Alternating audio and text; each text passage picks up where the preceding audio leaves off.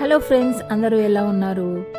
Morning బ్రేక్ఫాస్ట్ని special చేయాలంటే ఏం కావాలి? టేస్టీగా, కాస్త పుల్లగా, కాస్త తీపిగా ఉండే ఈ అల్లం చట్నీ ట్రై చేయండి. చాలా ఈజీగా ఎలా చేయాలో ఇప్పుడు చూద్దాం. ముందుగా అల్లం తొక్క తీసి శుభ్రంగా కడిగి చిన్న ముక్కలుగా కట్ చేసుకోవాలి. ఒక ప్యాన్లో నూనె వేడి చేసి అల్లం ముక్కలు వేసి మీడియం మంటపై వేయించాలి. అల్లం రంగు మారి మంచి సువాసన వచ్చే వరకు వేయించాలి.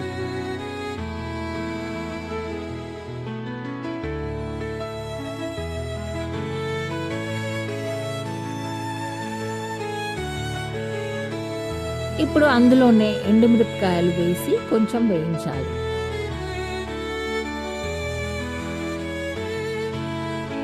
ఇప్పుడు అందులోనే రుచికి సరిపడా బెల్లం, చింతపండు, ఉప్పు కూడా వేసి 1 నిమిషం కలిపేసి స్టవ్ ఆఫ్ చేయాలి.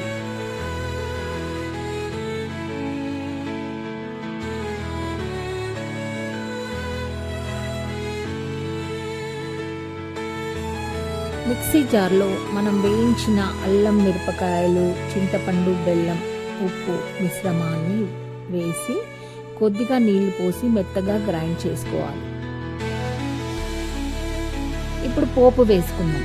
ఒక చిన్న ప్యాన్లో నూనె వేడి చేసి ఆవాలు వేయాలి. ఆవాలు చిటపటలాడిన తర్వాత జీలకర్ర, ఎండుమిరపకాయలు, కరివేపాకు వేయాలి. ఈ పోపును చట్నీ మీద పోసి బాగా కలపాలి.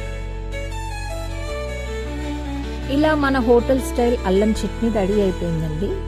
ఈ అల్లం చట్నీ వారం రోజుల పాటు ఫ్రిడ్జ్లో నిల్వ ఉంటుంది. ఇడ్లీ, దోశలోకి పర్ఫెక్ట్గా సెట్ అయ్యే ఈ అల్లం చట్నీ మీరు కూడా తప్పకుండా ట్రై చేయండి.